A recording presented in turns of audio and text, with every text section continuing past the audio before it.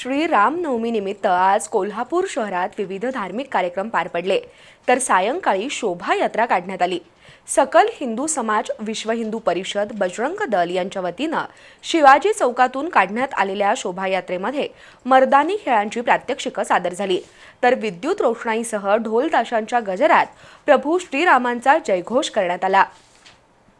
सकल हिंदू समाज, विश्व हिंदू परिषद, बजरंग दलाच्या वतीनं गेले 3 दिवस छत्रपती शिवाजी महाराज चौकात रामनवमी निमित्त विविध धार्मिक कार्यक्रम पार पडले। त्यानंतर आज सायंकाळी प्रभू श्रीराम यांची भव्य शोभायात्रा काढण्यात आली। 11 फुटी श्रीरामांची मूर्ती सर्वांचं आकर्षण ठरली। महापौर रूपाराणी निकम, पोलीस निरीक्षक श्रीराम कन्हेरकर, किरण लोंढे, बंडा साळुंखे, माजी नगरसेवक ईश्वर परमार, अजित ठाणेकर यांच्या उपस्थितीत शोभायात्रेला प्रारंभ झाला। नेत्रदीपक, विद्युत रोषणाई आणि ढोलताशांच्या गजरात निघालेल्या या मिरवणुकीत मर्दानी खेळांची अप्रतिम प्रात्यक्षिकं सादर झाली।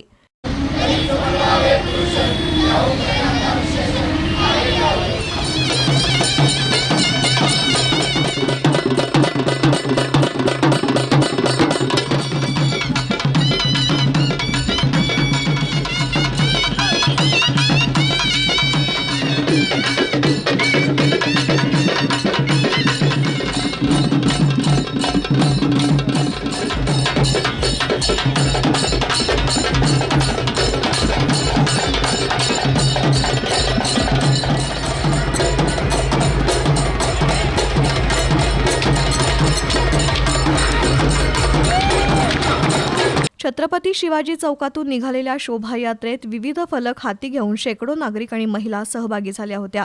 शोभायात्रेच्या मार्गावर ठिकठिकाणी आतषबाजी करण्यात आली।